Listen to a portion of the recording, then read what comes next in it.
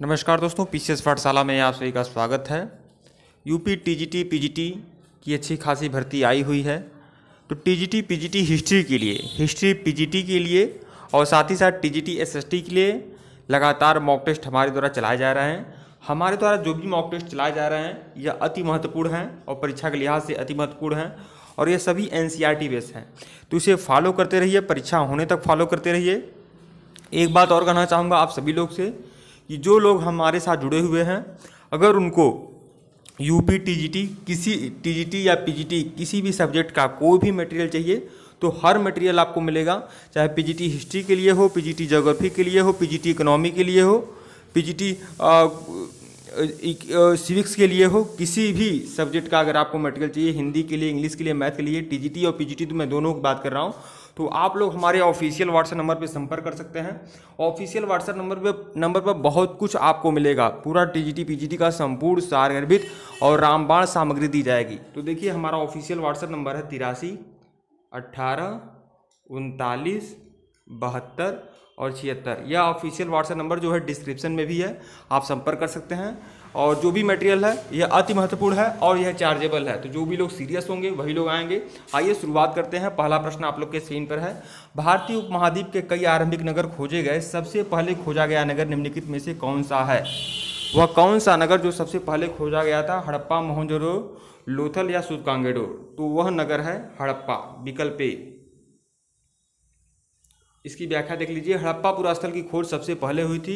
लगभग 80 वर्ष पूर्व पुरातत्वविदों ने इस स्थल को ढूंढा था। चूंकि इस नगर की खोज सबसे पहले हुई थी, इसलिए बाद में मिलने वाले सभी ऐसे पुरास्थलों में जो इमारतें और चीज़ें मिली उन्हें हड़प्पा सभ्यता की इमारत और चीज़ें कहते हैं। इस शहर का निर्माण लगभग 4700 वर्ष पूर्व हुआ था। दूसरा प्रश्न, हड़प्पा सभ्यता निम्नलिखित में से किस स्थान पर है? तो चारों ऑप्शन आप लोग के सामने हैं। तो हड़प्पा जो है पाकिस्तान के पंजाब प्रांत में है, पाकिस्तान के पंजाब प्रांत के मांटगोमरी जिले में है। तो विकल्प सी जो है वह सही है, विकल्प सी।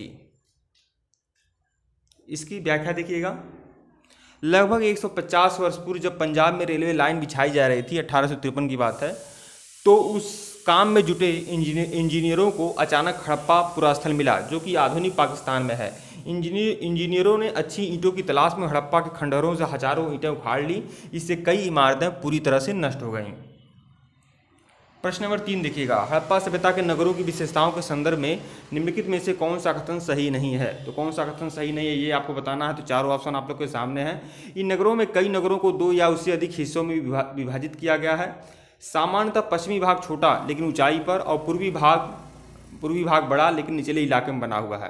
तो ये भी सही है, ए भी सही है, बी भी सही है। सी देखिएगा। पुरातत्वविदों ने ऊंचाई वाले भाग को नगर दुर्ग और निचले वाले भाग को निचला नगर कहा है, यह भी सही है। तो देखिए कौन सा भाग सही नहीं ये कह रहा है। तो देखिए तीसरा, चौथा देखिए, इसके दोनों हिस्सों की चारदीवारी कच्ची ईंट की बनाई गई थी, यही सही नहीं है। चारदीवारी जो थी पक्की ईंट की बनाई गई थी, न कि कच्ची ईंट की। इसकी व्याख्या देखिए।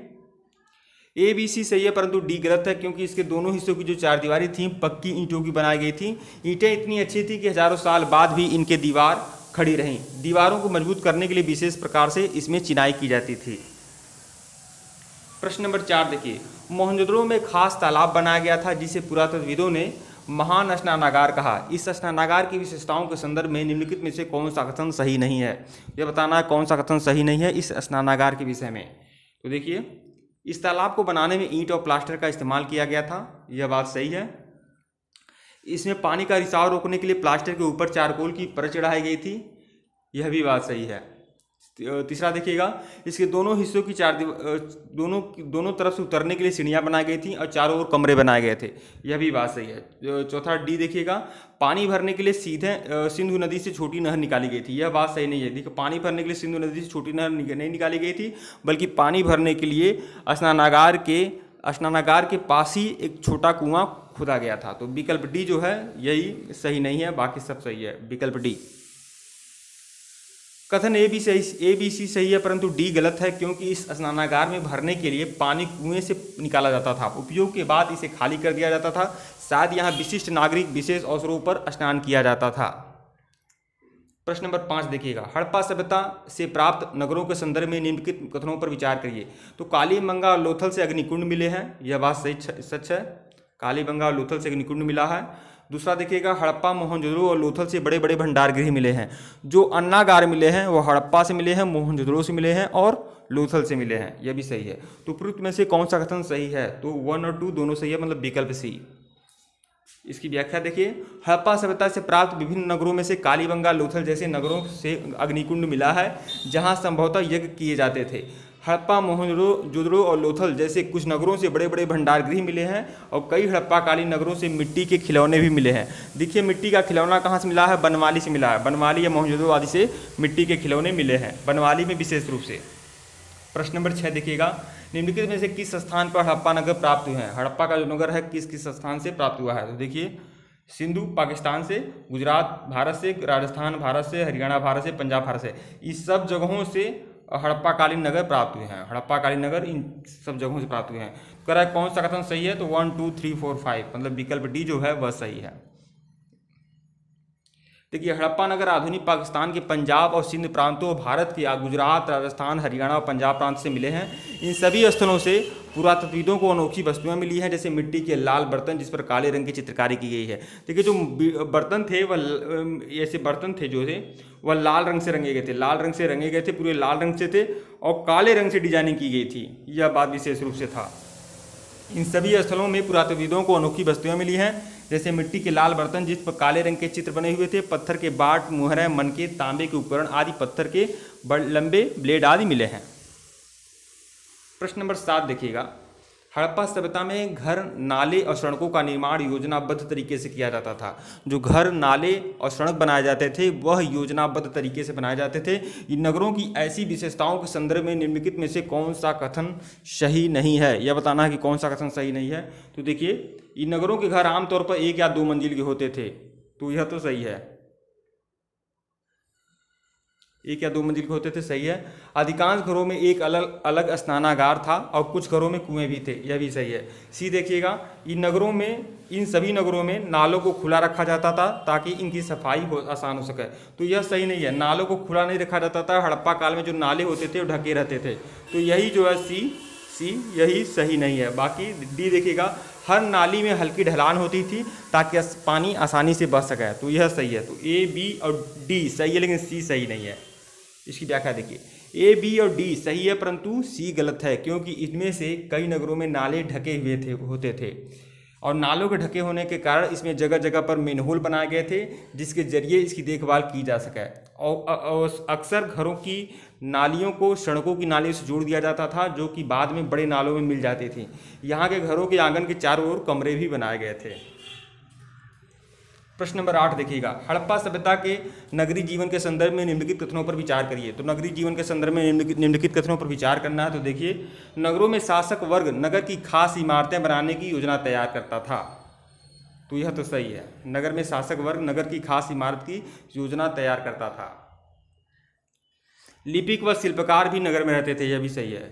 तीसरा देखिएगा, शासक व नगरवासियों द्वारा व्यापार भी किया जाता था, यह भी सही है। तो ए, बी, सी सही है।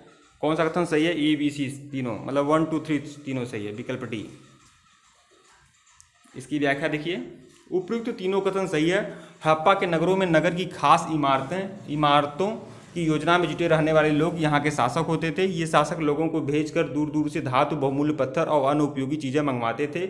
अतः यहाँ शासक व नगरवासी व्यापार भी करते थे। नगरों में शासक वर्ग के अलावा लिपिक, शिल्पकार आदि भी रहते थे। लिपिक मोहरों पर तो लिखते ही थे, शायद वह अन्य चीज़ों पर भी लिखते थे। शिल्पकार अपने घरों या किसी उद्योग स्थल पर तरह तरह की चीज़ें बनाते थे।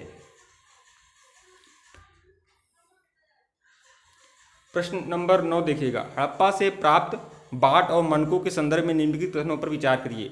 तो बाट को बनाने के लिए सामान्यतः चूना पत्थर का प्रयोग किया जाता था। तो देखिए, यह बात गलत है। बाट को बनाने के लिए जो पत्थर प्रयोग किया जाता था वो चूना पत्थर नहीं था, चर्ट पत्थर था, चर्ट पत्थर, तो यह तो गलत है। दूसरा देखिएगा, मनकों के निर्माण में कार्नेलियन पत्थर का उपयोग किया जाता था, यह बात सही है। तो कौन सा कथन सही है? तो केवल दो, मतलब विकल्प बी। इसकी व्याख्या देखिएगा, केवल 2 सही है परंतु कथन 1 गलत है, क्योंकि हड़प्पा के नगरों में बाट बनाने के लिए सामान्यतः चर्ट पत्थर का प्रयोग किया जाता था, न कि चूना पत्थर का। इन्हें शायद बहुमूल्य पत्थर और धातुओं को तौलने के लिए बनाया गया था। मनकों के निर्माण में कार्नेलियन पत्थर का प्रयोग हुआ था और पत्थरों को काट कर और तराश कर मनके बनाए गए थे। इसके बीच छेद भी किए जाते थे ताकि धागा डालकर आसानी से माला बनाई जा सके। प्रश्न नंबर 10 देखिएगा,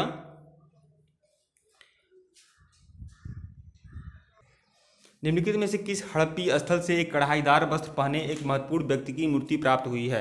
वह कौन सा हड़प्पी स्थल है? तो देखिए, हड़प्पा, मोहनजोदड़ो, धौलावीरा और कालीबंगा। तो कहाँ से कढ़ाईदार वस्त्र पहने एक व्यक्ति की मूर्ति प्राप्त हुई है? तो वह स्थल है मोहनजोदड़ो, विकल्प बी। इसकी व्याख्या देखिए, मोहनजोदड़ो से एक महत्वपूर्ण व्यक्ति की मूर्ति प्राप्त हुई है, पत्थर की मूर्ति मिली है। इसमें एक कढ़ाईदार वस्त्र पहने हुए व्यक्ति को दिखाया गया है। प्रश्न नंबर 11, हड़प्पीय नगर शिल्प के संदर्भ में निम्नलिखित कथनों पर विचार करिए। सोने और चांदी से गहने और बर्तन बनाए जाते थे। यह बात सच है कि सोने और चांदी से गहने और बर्तन बनाए जाते थे, यह सच है। दूसरा देखिएगा, तांबे और कांसे से केवल औजार और हथियार बनाए जाते थे। तो यह बात गलत है। देखिए, सोने और चांदी से गहने और बर्तन बनते थे, यह सही है, लेकिन तांबे और कांसे से केवल औजार हथियार तक नहीं बनते थे। तांबे और कांसे से गहने और बर्तन भी बना करते थे, साथ ही साथ औजार और हथियार भी बनते थे। तो दूसरा जो है गलत है। तीसरा देखिए, मुहर बनाने के लिए पत्थरों का प्रयोग किया जाता था, यह सच है। तो 1 और 3 दो सही है, लेकिन 2 गलत है। 1 और 3 सही है और 2 गलत है। तो उपरोक्त में से कौन सा कथन सही है? तो 1 और 3, मतलब विकल्प बी। इसकी व्याख्या देखिएगा, पुरातत्वविदों को अनेक चीज़ें हड़प्पा स्थलों से प्राप्त हुई हैं। इनमें अधिकतर पत्थर, शंख, तांबे, कांसे और सोने और चांदी जैसे धातुओं से बनाई गई थी। इन प्राप्त चीज़ों से पता चलता है कि सोने और चांदी से गहने और बर्तन बनाए जाते थे। तांबे और कांसे से औजार, हथियार, गहने, बर्तन सब बनाए जाते थे। हड़प्पा सभ्यता के लोग पत्थर की मोहरा बनाते थे। इन आयताकार मोहरों पर सामान्यतः जानवरों का चित्र अंकित होता था। अधिकांश वस्तुओं का निर्माण प्रशिक्षित विशेषज्ञों द्वारा किया जाता था। ये विशेषज्ञ खास किस्म बनाने के लिए प्रशिक्षण लेते थे, जैसे पत्थर तराशना, मटके चमकाना और मोहरों पर पच्चीगारी। तो यह सब कुछ विशेषता थी। ठीक है दोस्तों, वीडियो लंबा हो जा रहा है, अगले वीडियो में कंफर्म करते हैं। यह चौथा मॉक टेस्ट था और भारतीय इतिहास का पीजीटी और टीजीटी के लिए चौथा मॉक टेस्ट था। इसी चौथे मॉक टेस्ट का मैं दूसरा भाग लेकर आऊँगा और उसके बाद 5वां मॉक टेस्ट आएगा। वीडियो को लाइक और चैनल को सब्सक्राइब करिएगा दोस्तों। धन्यवाद आप लोग को।